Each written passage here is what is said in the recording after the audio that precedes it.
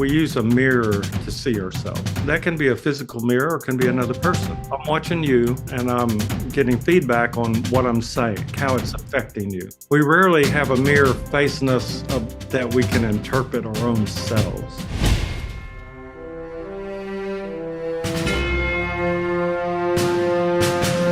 Welcome to Mindset Lessons from the Field. I'm Gina Cazazzo, the author of the upcoming memoir, Training with a SEAL. Today's guest is no stranger to the show. He's been mentioned so many times I had to bring him back. He trains special forces and has a deep background in martial arts, which led to other forms of energy transfer and healing practices, where he then developed his own method called creative energetic healing. His insights are powerful, practical, and transformative. Ladies and gentlemen, I welcome back to the show, Randy Veitenheimer. Randy, thank you so much for joining me today. Great to see you again. Yeah, you too. You too. I'm excited because I had stuff to ask you, but then we had someone on the show recently who was then talking about war, and every day you're like going to war, and the mornings are the time of the day where you're getting ready, you're waking up. Now I'm paraphrasing what he said, but I know you say that. So I wanted to go right into that and talk to us about why do we wake up and go to war, and what is the best way that we can prepare for that? The idea is that we're in conflict. Everybody thinks the conflict is external. They don't count in how much internal activity is going on. To explain that is to explain kind of like the work I do with people. Most people are fighting themselves. They're fighting their history, their programming, their experiences, their connections, and all those things tend to be contentious. That's what we would say. You like come along and let's say you're 30 years old and you don't realize that any problem you're having came from previous programming and experiences. In other words, the way you approach life, the way you approach problems is all built in by the time you're 7, 8 years old, 9 years old. So we say people don't know the battles you're fighting. So somebody sitting next to you at a bar or restaurant, you have no clue if what they're fighting. They're fighting depression, anxiety, inability to relax. They're fighting. Somebody told them to do really good in life. I love all the programs on the internet. Oh, you can be great. The only problem is there's an internal conflict. There's a program from when I was, 5 years old to 20 that I would never make it, that I was an idiot, that I was not capable of finding love or wealth or health. And all the promoters of these positive things skip over all that. If you can't come to some sort of balance, which is that stoicism thing, it's like if you can't examine it even. And so now we have a problem. I don't know who I am. I don't know what I do, and I don't know why I do it. If you write those down, you're going to start discovering, like every time you're in conflict or every time you're anxious or depressed or anything, at that moment, you would step back. And that's a skill. It's the ability to see yourself, the ability to hear yourself. So those are some of the first exercises. If you sit there and you're yelling at somebody, have somebody videotape it. It's pretty shocking that you can make all those faces. I tell people it's like hold up a mirror to a 5-year-old that's screaming and pitching a fit. They cannot look at themselves. It's the negative energy pouring off, reflected back by the mirror, becomes impossible to handle because we can't see ourselves being what we call that ugly. So then we go, well, everybody meets a mirror, every situation, every activity. And we go into those without realizing that we're seeing somebody mirroring who we are, how we are, what we are. So we don't know the conflicts that are going on with a person. When you wake up in the morning, are you fighting your ego? Are you fighting your memory? Are you fighting your programming? Are you fighting your geophysical location? Geolocation. So what that means is like, everybody wants to do well, but maybe well isn't available where you are. It doesn't have to be a spatial. It could be temporal. In other words, like, I want to drive a car, but I'm 9 years old. so it's like, well, driving a car temporally is unavailable at this time. It doesn't mean you can't do it, but you're going to be maybe not as coordinated and skilled at some other point in time. And then we go into spatial, it's the same thing. It's like, I want to do well in life. I want to find, let's say, a wife or a husband, if people still do that. And you go, well, I'm in the middle of Oklahoma, let's say. Well, now we go real simple question. How many wives are available to me? If we go to Washington, D.C., well, there's a few more.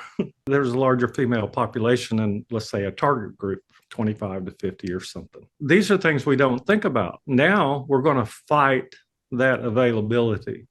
We're going to fight for a reality that's inaccessible to us. It's not available. So that's one of the things that I did a little video when I was in like Central Park in New York about manifestation. And I listed 7 things that people get wrong about it. And basically it is the number one is what you want available to you. If it's not available, you can educate yourself, you can move, you can do all kinds of things. But even there, most people don't have the ability to self-interrogate. That's what I call it. The ability to interrogate their own consciousness and their own desires to the point that they come up with an answer that is, let's say, truthful. That's the way we'll go at it. So some guy goes, well, I want to get married to me. Same woman, same thing. Where you are in Kansas, there's maybe 5 women available. If you move to Florida, Miami, there might be 300. We don't think that way. Okay. Mm-hmm. We don't think about that the education you receive at one college is different, let's say, than another college from a standpoint that, well, it's all a college degree. No, it's the people and the environment and the base level programming that's going to go on with each of those institutions. And the same thing applies to your religion, to your education, to your relationships.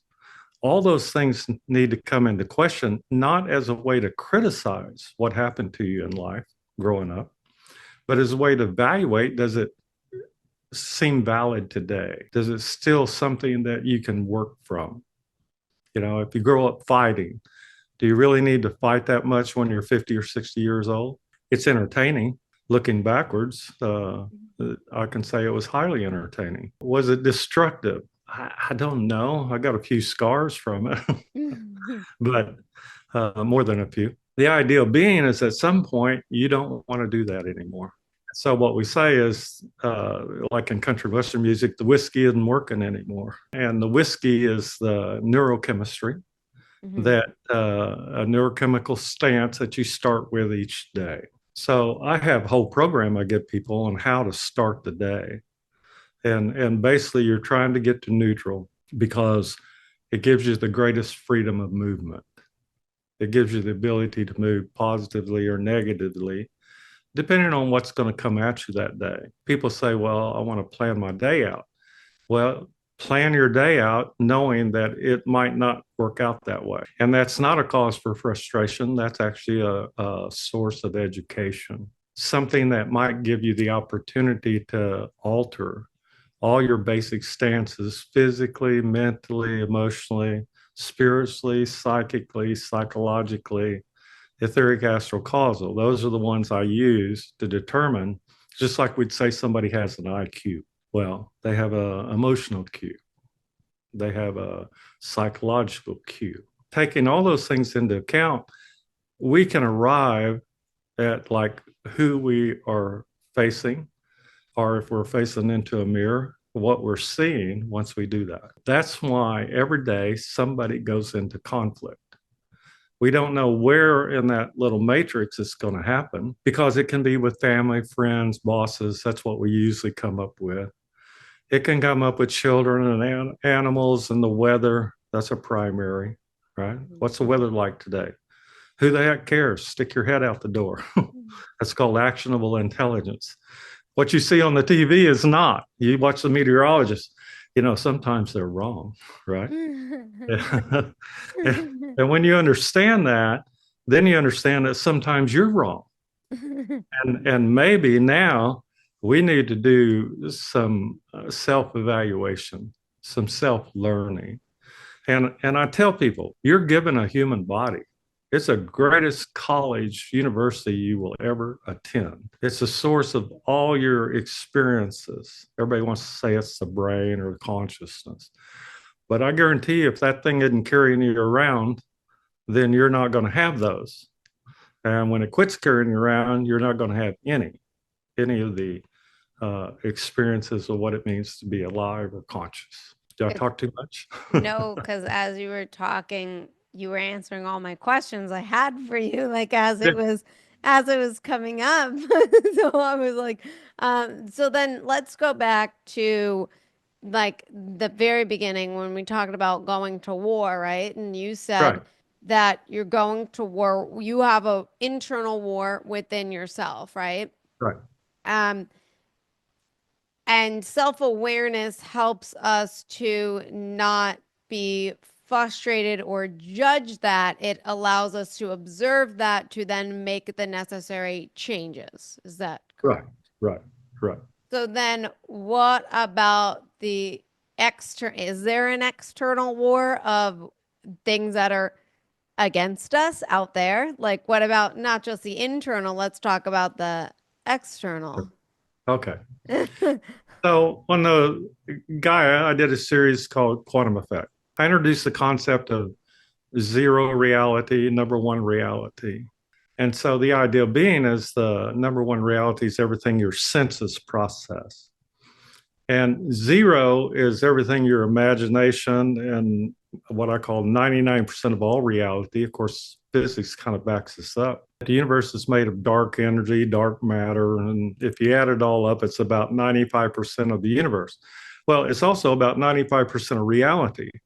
And it has different physics. It has different, here we go, entities, not non corporeal intelligences. It has demons, ghosts, angels. History is replete with all the different things that are out there and people's interactions. The thing I introduced on those two things, there was a third one called neutral. So, neutral gives you the greatest advantage. In martial arts, we call it a neutral stance. I'm not open, I'm not closed. Hmm. I'm just available to whatever's going to come at me. So Okay. that's how I learned it in martial arts. The zero reality is the greater reality we exist in.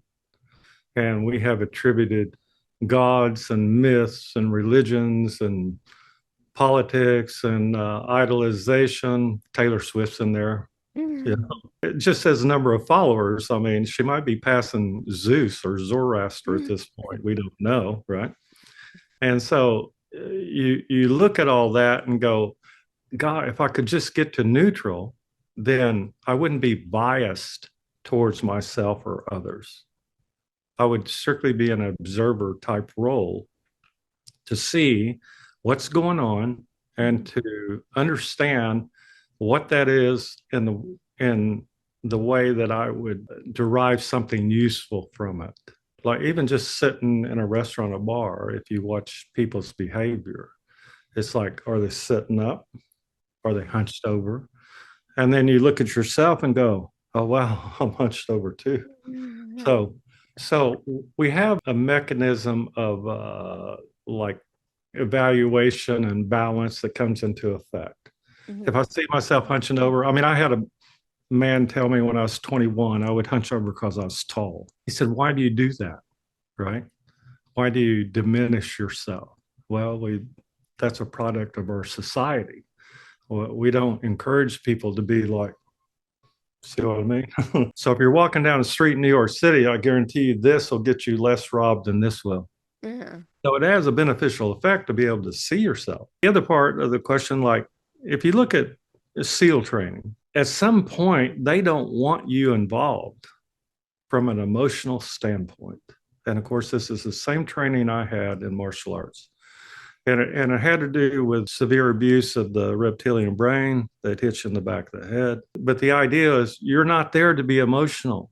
If you have situational awareness that's going through your emotions, you're going to be way too slow. But if you're in a relationship, let's say with a partner, you're going to be way too cold in that relationship. So we see a lot of problems in relationships for people that come out of, let's say, major military training because that's all been shut down. And I tell people, you're a human being. It's okay to be human. It's okay to have emotions. It's okay to have feelings.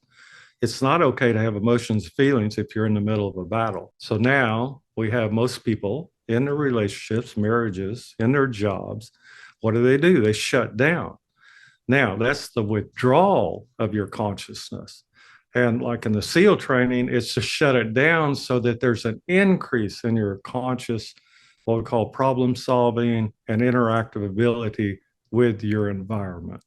Those are two different things. We don't need to be at war with other people. Okay. That's just what it amounts to. If we're in a warrior type situation, we don't need to be emotional. In fact, that'll get you hurt or get your teammates hurt. People like to use high emotionality, the adrenaline, the neurochemistry, things like caffeine and nicotine and things to boost all that. But there's always a price to be paid. And what that is a diminishing of your senses and ability to interact with the world. And if it goes on from the time you're in, first a child and your parents are always diminishing you. If they're always encourage you, that's always a problem too, because they may encourage you beyond your ability to drive a truck at 9 years old. It's like, look at me, I got this, right? That's when I first started driving trucks, by the way. So did I do it well? Well, I don't know. We had tractors to pull us out of ditches and stuff back then. It's not live and learn. It's learn and learn, I guess. It's a little different idea. At some point, we go into contemplation, which means to be able to sit yourself down and go, what am I doing? How am I being? If you can't answer those, when you say something like, I want to get rich or I want to be healthy or gain weight, lose weight, you're not actually participating in your own consciousness and your own ideas. That's why I like when I work on people, the first thing is, are you 100% yourself? You've had experience of this over the last 3 years. The more we're self, the more likely we will engage the world appropriately. Now, that doesn't mean it's not painful or anything like that. It's just that we would be in the best position to learn and educate and develop ourselves from that viewpoint, from being 100% myself. And then to be 100% available so that I'm not blocking, I'm taking my program and set it aside and say, what can I learn right now today? Two things from well, let's go with one first, then I'll go with the other one. So how does one just shut off, like high pressure situation, SEAL team is one thing, but then translating into civilian life, like in a business, right? Running and operating a business, manufacturer is gone, something happens, right? And you get, it's just a normal human reaction to emotionally panic, right? Or to just raise the emotions, right? So how does one just shut it off to be able to be more logical and practical in a situation like that? It's called being fluid. Let's say from a balanced viewpoint, somebody makes me mad, and then it's like, look at me being mad. See what happened? I made a conscious choice. People in our high emotive states, high density energy flows, people screaming, yelling, shooting at you, the tendency is to do this, right? You become defensive. What's that mean? You lock down everything. And in that locking down, you compress all your glands like adrenaline and everything else. You don't have to be being shot at. You can have your mom or dad yelling at you. You can have a partner disagreeing with you. The responses are the same. That's why we say your body is there to teach you. The more you can learn about how it reacts, the more you're able to get to a point where you don't react, but you actually choose what your responses are going to be. So if somebody makes me mad and I go, because I'm going to choose to act, not react in this position, which slows me down. It slows my response times, my interactive abilities. It shuts down my ability to interpret my environment. It does all kinds of things, and all of them are bad in a combat situation. So what if like you're bubbling up with anger and like you're like telling yourself, all right, calm down, and your body, you can't, sometimes you just can't control the body. It's just happening. In the history of the universe, calm down has never worked. I love it. tell people sometimes just to jack them up a little more. You see what I mean? Well, like It- I'm talking like with myself. Like sometimes it's only within my family. Outside of the family, nothing. But I don't care, right? But within my own family, I get revved up, especially when it comes to my brothers. Like if someone hurts them. oh Oh, yeah, here's a good one. Here's a good one. My mom was telling me about my nephew Lincoln's 3. He just started school and he was talking to us about his two friends, right? sure. And well, and then all of a sudden, my mom's like, "Yeah, he said Ori's mean to him." Like, who's mean to him? And what do you mean? And I'm like, and she was like, "Oh my God, back up!" And I'm like, "No, no, no! I want to know who's mad, who's mean to my nephew." And then I'm going, Gina, he's 3. Relax. And I go nuts, and I'm just like, but that doesn't like, and I or like if I'm ready to like talk to a family member about something, one of my brothers about something, like I'm like just be calm. Don't be aggressive. You got this. And then I start, and then it's boom. And I'm like, Right. what the heck? Yeah.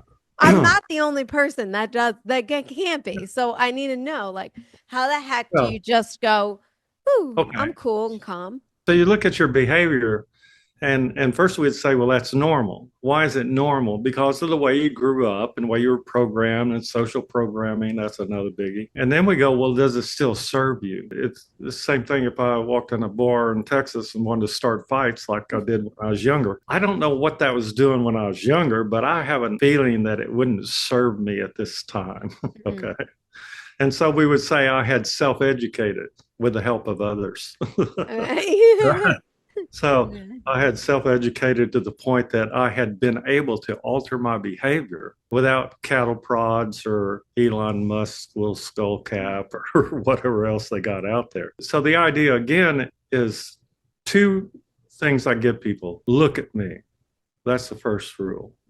Second rule, listen to me.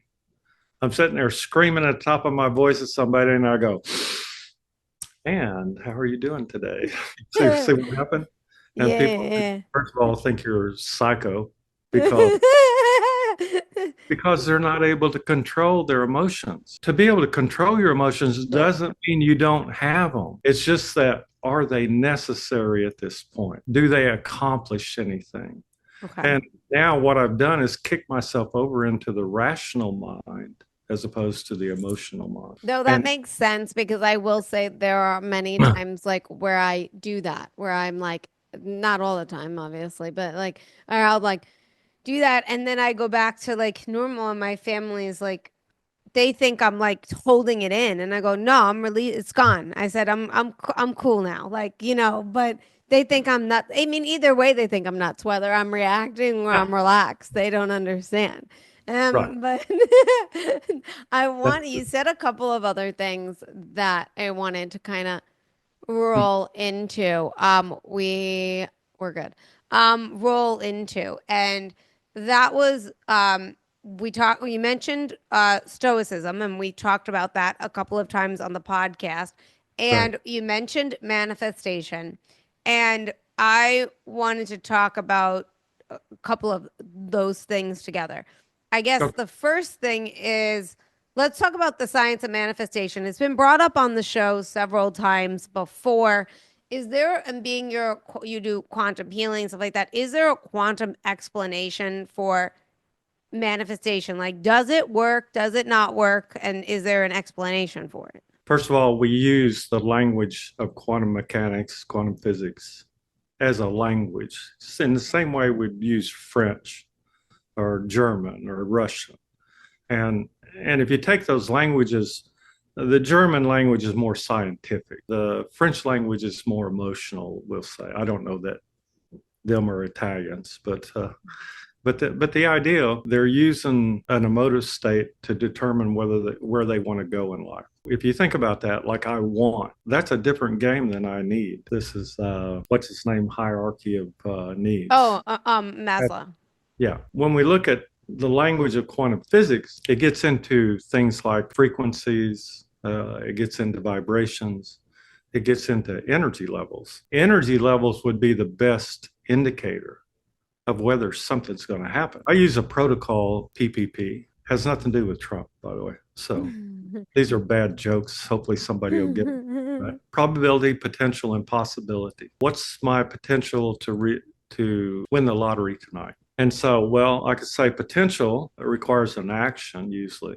It can be a state of being. And this is the division that occurs in manifesting. They say you only have to be a certain way, be yourself, or do all this magic stuff. That's zero reality, too, by the way. I bought a ticket. So, what my potential to win the lottery tonight is one.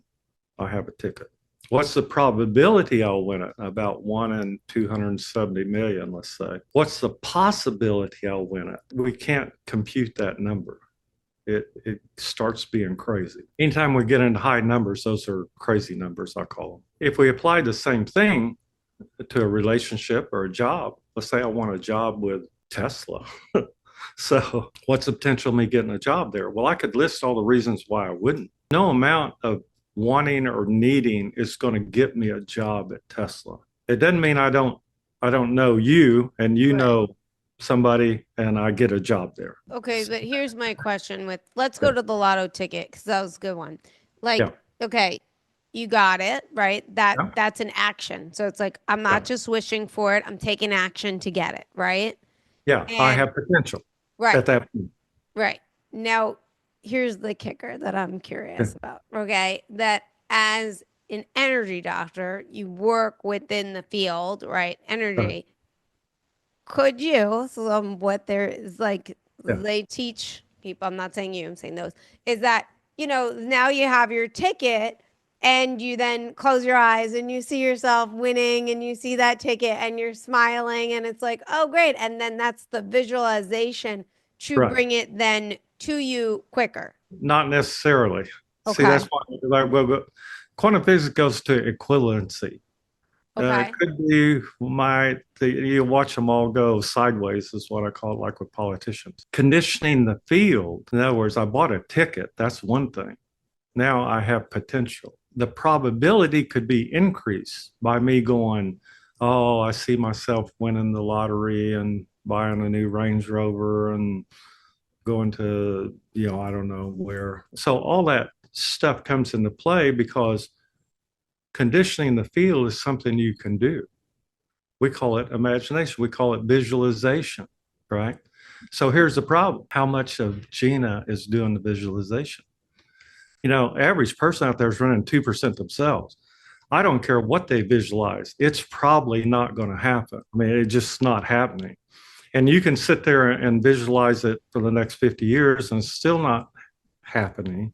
Because the major thing that goes on is it available to you? And but if I have it, it's available to me, the ticket. No, the ticket gives you potential, but it doesn't necessarily give you availability. Okay, so if what we're talking about technically is like energy field influencing our ability to manifest our desires. Right, that's visualization. Right. That's conditioning the field, hammering on it, we call it. Right. Is the old term. Meditations, specific actions, OCD about things, those can at some point actually work. Oh. But they're not most people don't have a program that gets them from point A to point B. Give me an example. What do you mean by program? Well, like you starting right here, right now, for you to win the lottery, you'd have to run out and buy a ticket today. Then it goes crazy because we say, well, if you'd only bought it yesterday. So now we start looking for excuses on why I didn't win. That doesn't mean anything. What if I won? Then congratulations. We say whatever circumstances in the universe conspired for you to win that, congratulations. And that's what we say, congratulations. So then how does one condition the field? That's the problem because how many different aspects of the field do we need to condition? And I got in a big argument with a bunch of scientists about 30 years ago. And I said, you realize time and space are aspected. In other words, like how much and what part of the field do you want to condition or interact with? And they just went blank on me. And of course, now that's some of the language. We say, well, there's 11 dimensions or 14. And then now we have, there's communication between dimensions. And then we have timelines. And another timeline, Gina, you won the lottery. Well, to hell with that. Yeah, Right? this let's one. let's take that timeline and move it over here, right? Yeah, yeah. And then, well, we go, well, can we do that? The answer is yes. But now we have a temporal issue. Remember the 9 years old driving the truck? Yeah. It's like the skill set for doing that might lie in the future. Okay. So we don't say you can't win the lottery. We just say we don't know when you're going to win the lottery. If you bought a ticket every week for the next 10 years, you have conditioned the field. Okay. Okay. But you may not win the lottery. Okay. I got Why? it. Yeah. Because at the start of the program, internal conflict. I don't deserve it. I don't have permission. So these are the two main things in manifestation that everybody leaves out. Okay. Is do I have permission to win the lottery? Do I have permission to have $1 million in the bank, a good relationship? All these things come into play. And then do I deserve it? Because these are base level programs you learn before 7 years old. And they basically control every person I've ever met. I've met billionaires and worked on them that had a problem with either deserving or permission beyond a certain level.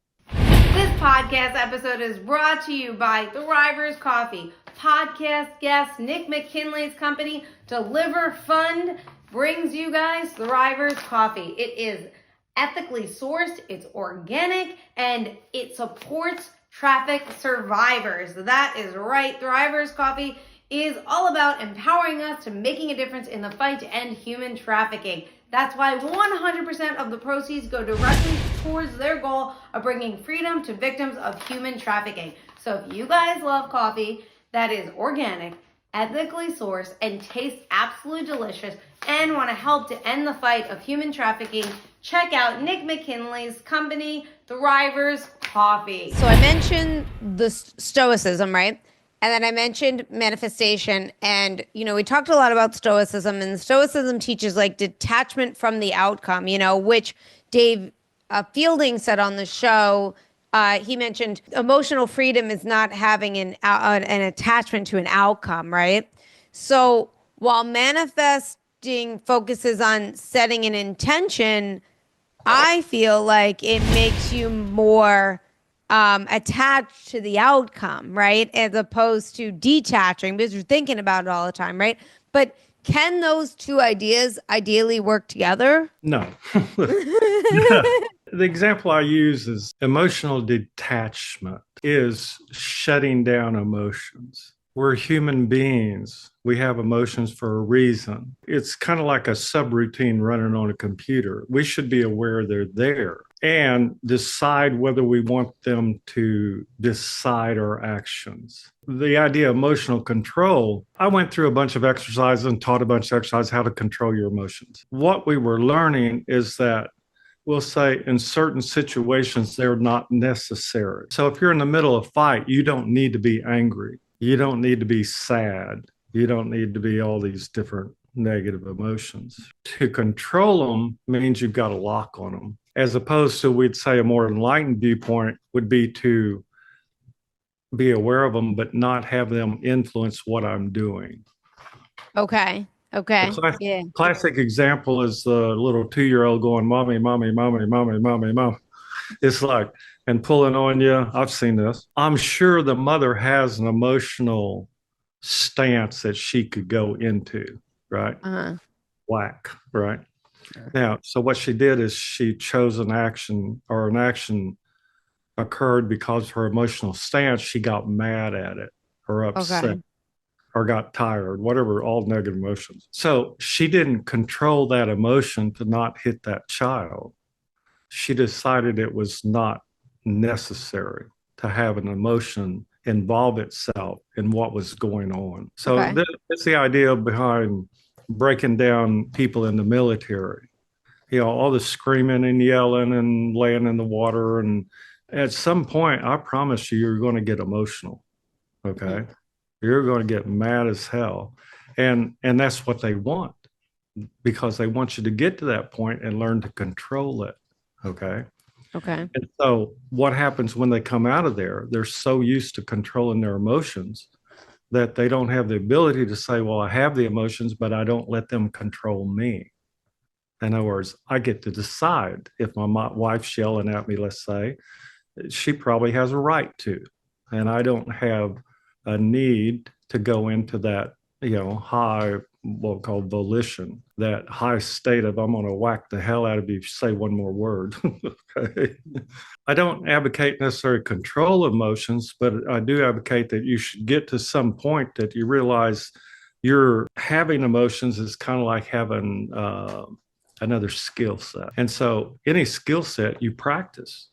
So what does that mean? You go out in the world and somebody bumps you, and I used to have a problem with that. I'd probably take their head off. So and I learned that just because they bumped me didn't imply intent, and it didn't require me to go in a high emotional state to be able to knock their head off, let's say.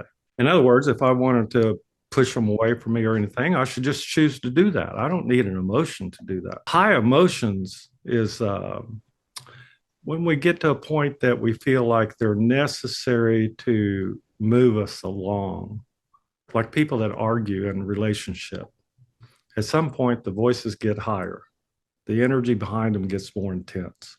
They're using emotions to try to make a point. I've had to explain that I'm not dumb. I can hear your words, right? I don't need a high emotional content to have them register in my consciousness or affect my behavior. So we use high emotions to affect other people's behavior, kind of like as a warning system, right? And unfortunately, when you're high emotional state, you miss out on all the warnings, all the signals, and that's why they're invalid in a combat situation. And what's a combat situation? Daily life.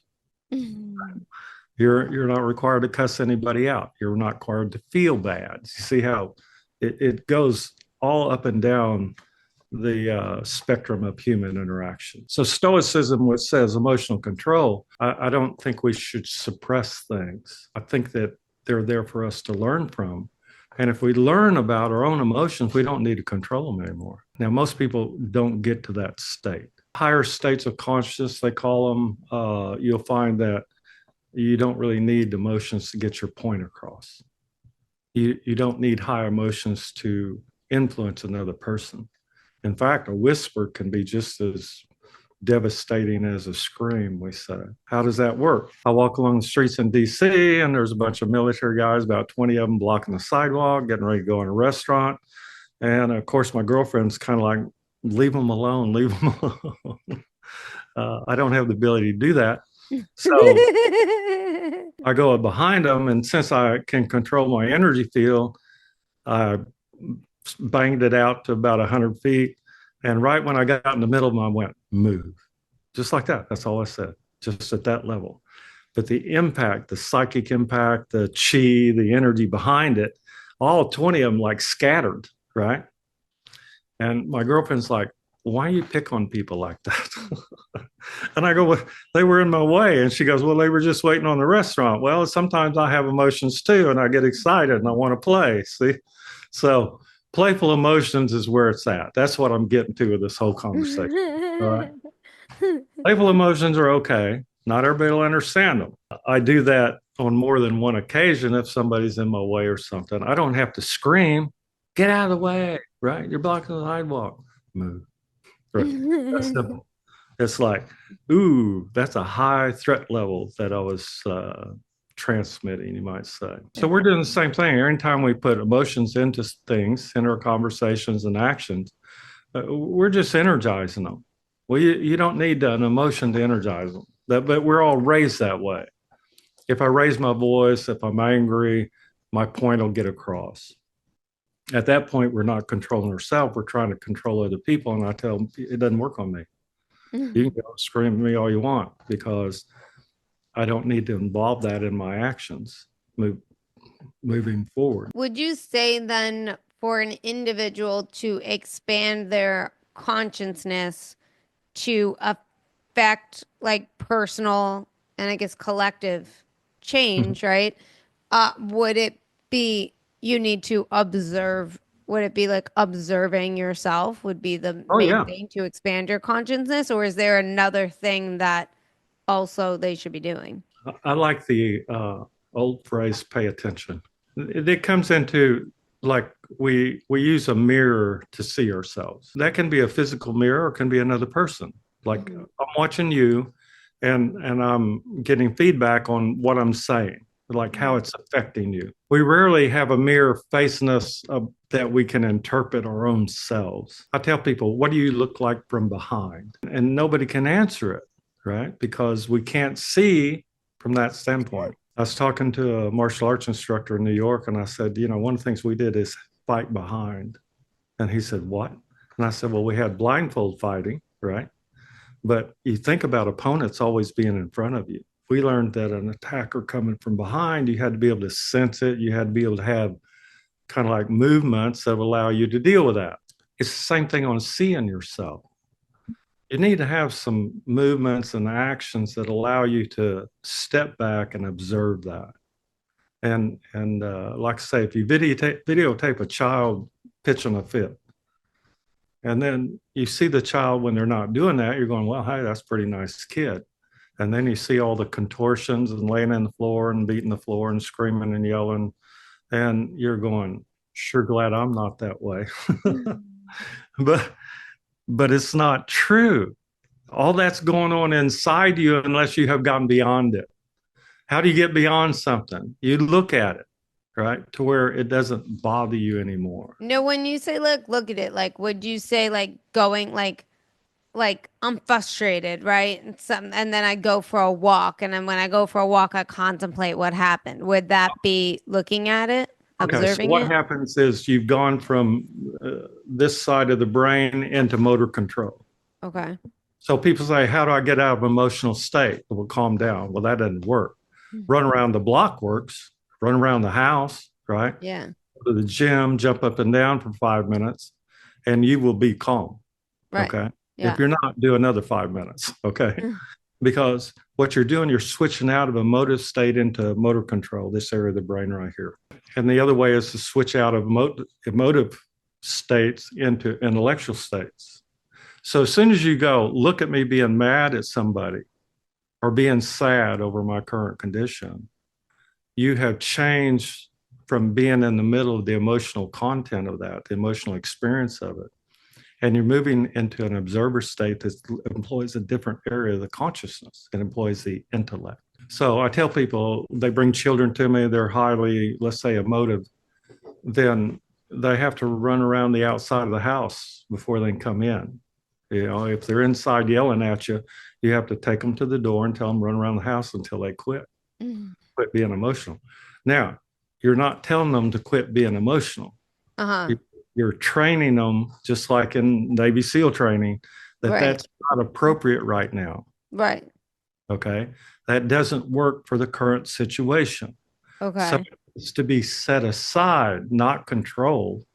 It's just there's subtle differences in all this. Okay.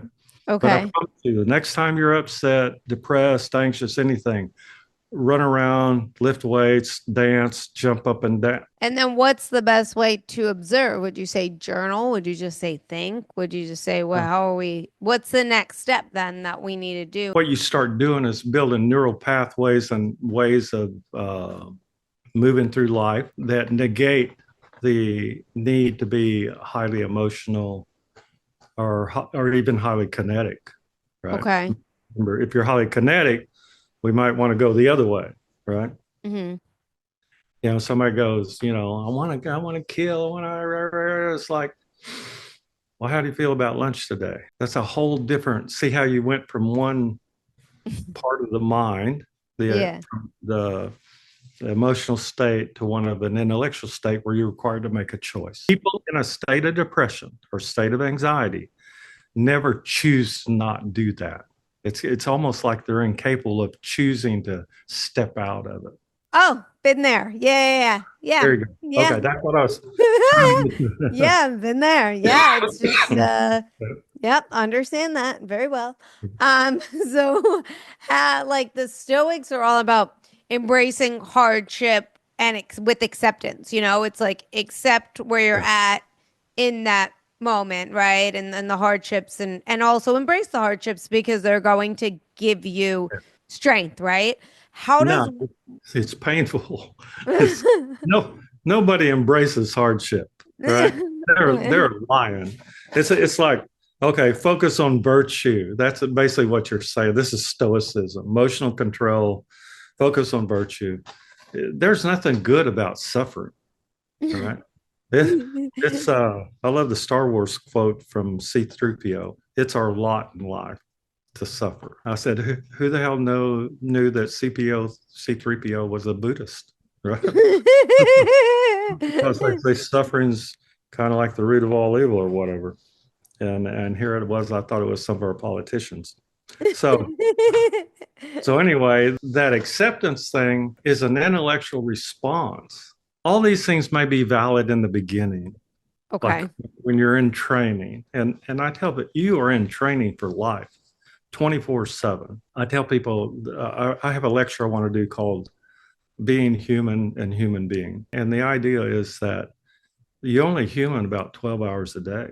The rest of the time you're sleeping, or you're void of your present consciousness. And boy, that gets into a real deep thing because it means you're spending time in zero reality, dream state. You are not conscious as a human being. You're not conscious as Gina. Okay. Mhm. So all these things, emotion control, focus on virtue, acceptance of what cannot be changed. All progress in humanity is people who didn't accept what cannot be changed. Okay. So, so we throw that one out the window, right? If we go to resilience, I love this. Stoics are known for the resilience and ability to cope with adversity. We don't cope with adversity. We don't let it affect us. See, these are a higher order of states, but Okay. it doesn't mean you can't start there. Okay. Okay. And this one, like all these are in martial arts and then the things I teach, because get knocked down 7 times to get up 8. So that's the equivalent of resiliency. That's a Chinese martial arts saying. So that's not resiliency. It's just determination would be a better language. I'm determined to win the lottery. I'm going to buy a ticket this week. I don't care what you say. You see, that's a determinism. That's not resiliency. Resiliency is you got knocked down and you're still able to get back up and perform. So Mhm. you see how special forces training and all these things are involved. They're just different levels of how you're trained to act with them. Kind of like it's a skill set to have resilience. It's a skill set to have stamina, not strength. SEALs work on stamina, right? No matter Right. how many times I stick you in the water and for how long, you're able to get back up, right? That's Right. get knocked down 7, get down 8. And to get there, you're going to have to get rid of acceptance of what cannot be changed. That's out the window. You went way beyond that in the first 5 minutes, right? You're locked in. And so these are all meant to produce skill sets that allow you to perform in highly volatile situations. Average human doesn't need to do that. Average human does not need this kind of training. It's why I don't have millions of people come to me, because it's like, why do you want to be that good? And I was taught you're supposed to be as good as you can get. Well, That's what. as you're saying that, I'm Yeah. thinking, well, why wouldn't you want to be that good? Why wouldn't I want to be that good? That's how I'm looking at it. I want to be the best. All right. What you got to do is get around the next group of people and say, how many of you are as good as you can get at this moment? How many of you does this moment reflect all your efforts to be a great Gina, right? To be a great person, to be the best at being yourself. And then we go, well, what did you do yesterday? Don't forget about the future. What did you do yesterday to be good today? And people go, right? Because they don't think of it that way. They don't think that, like, I go to the gym today. Why do I do that? I do it for the future. I don't do it for the past. So Definitely why not would I? doing it for the present. So Yeah. exhausting. Well, the present is another myth that doesn't exist either. We won't get into that one. Okay. So you look at these, and equanimity, I like that. No human likes equal. It's a myth. I don't want to be equal to nothing and nobody. Okay. Hmm. And so you have all these organizations, I guess, all these cults, and we're all for equality. And the answer is, I want to be equality, not just like everybody else. I want to be equality at the level of people that are above the equality at the level I'm at. Do you see what I mean? In other words, there's always this sense that I could be better, or Right. that I could be more equal. Okay, and how does that play out? All our politicians and political endeavors are based on equality, but I can be a little better. I'm a little higher up the scale. Anybody you meet like that, like I go around DC and I love to go to these think tanks and things. It's phenomenal the number of people that know more than you do and have a better idea about what you should do in life. Okay. and and if you don't know what that's like, all you got to do is go on the internet Oh and yeah. yeah, Yeah. and they're going to tell you you can be better, right? Nobody ever addresses what it means to be you. That's that 100% self thing. Yeah, when I work on the people, it's very simple. Be 100% yourself and 100% available. 100% available means you're not subject to all your programming and circumstances and things you can't control and all that other. That's going on all the time. It's that you have now start to develop a skill set, a presence, and a level of consciousness that allows you to deal with this reality and deal with it in a way that is, we'll say, progressive. I don't like that word, but certainly not in a way that deteriorates being Gina. So Okay. we don't look at what we do. We don't look at what we eat. Does this deteriorate me being myself? Does this impact my ability tomorrow or tonight or next day to be able to confront whatever's thrown at me? Eat a pizza tonight, eat a whole pizza, drink a six pack of beer, and at 7 o'clock in the morning, you're going into a big fight. That doesn't really make a lot of sense. Okay. When you're 18, that might be something that could happen. But I guarantee you at 60 or 70, that is not happening at all. Right. Y'all going to have the fight without me. Do you see what I mean? Like, go ahead. Anybody wants to know like what that looks like? Look at the age of Putin and Trump and you the Korean guy, Rocket Man. What the hell are y'all doing? You're sitting there eating pizza and drinking a six pack, thinking you're bad the next morning, right? You're not.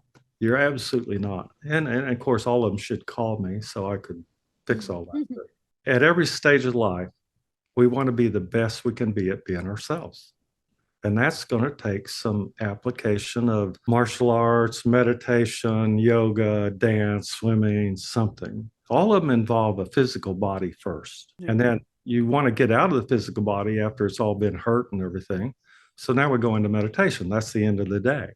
We want to meditate. What's that mean? I want to get out of my physical body enough to let it repair itself. I'm literally just getting out of the way. That doesn't require intent. It doesn't require a lot of activity. And this is a much more resilient way to uh, embody what life means to us as an individual, because really that's all that makes any difference. So interesting you say this because in the mornings I get up and I'm like ready to go, like Yeah, ready, me ready. too. And I did for a small period of time. I didn't last very long. And I was like, I'm gonna do this morning exercise where I'm gonna throw a little visualization meditation in my morning. And that went out the window really quick because I'm too energized. I'm ready to go. I'm ready to do my day, right? And at nighttime, I do I try and avoid it at all costs, but sometimes I Yeah. do that meditation you've given me that's like Chinese torture. And I'm out for the day, but I do notice for myself, especially if I mean, by the end of the day, I'm so exhausted. My people are always like, how do you sleep? And I go, epically. I said I fall asleep, I wake up, it's morning. And I was like, I do wake up at like 3 a.m., have a sip of water, go back to sleep. Right. That's so, but it's normal routine. I go to sleep, I wake up at 3 a.m., I have a drink of water, I fall right back to sleep and I wake up. And it's just funny though, because I used to be such a terrible sleeper, but ever since working with you, things are different. And also, I'm just so exhausted by the time it is time to go to sleep that it's just like, I'm ready Yeah. to go. But in the morning, though, I need that energy to tackle my day? I teach and I was taught you should go to bed exhausted. If you're not exhausted, watching video screens and all that stuff is not going to exhaust you. Okay.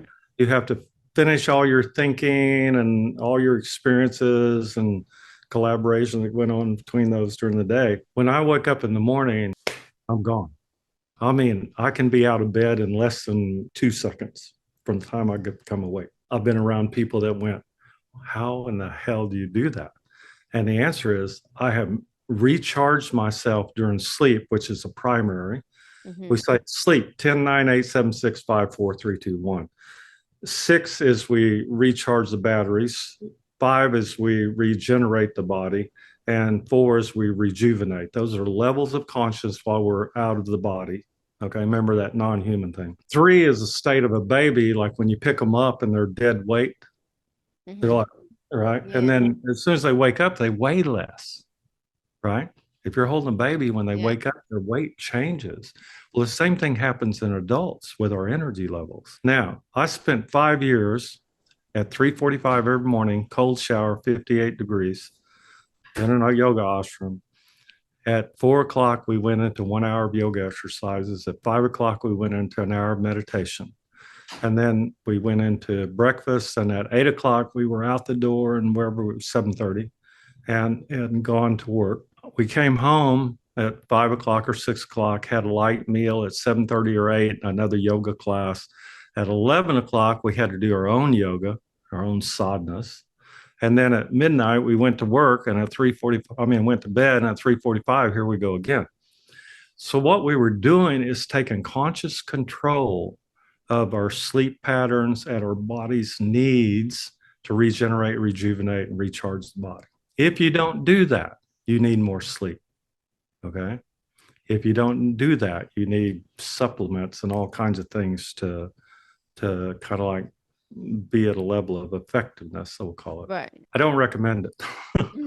But I became highly successful during that time. And now we go into why, because I was energized. My energy field was sufficient to influence, let's say, the universe to provide for me, kind of like on its own, independent of desire or want. Things just come to you. And that's the natural state that people talk about when they say, well, you can manifest this or that, right?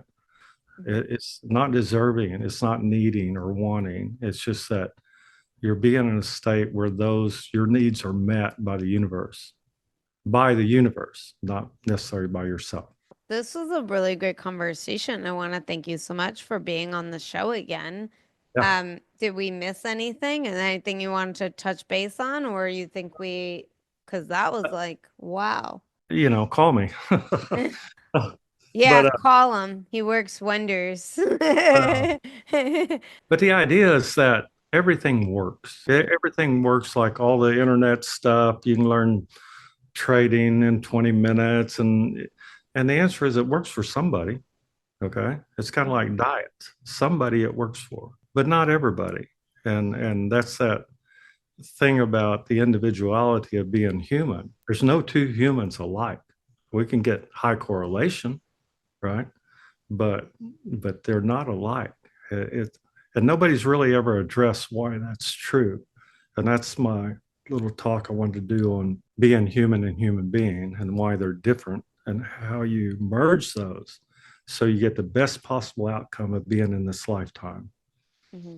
And forget about all that noise of never coming back. This is the greatest place literally on earth. Okay. So that's my opinion of it. All right. Thank you again. I'm really glad we brought you on the show. Definitely gonna be back again because it's just great conversation with you. People can reach me at Energy Doctor, spelled with a K, at me.com.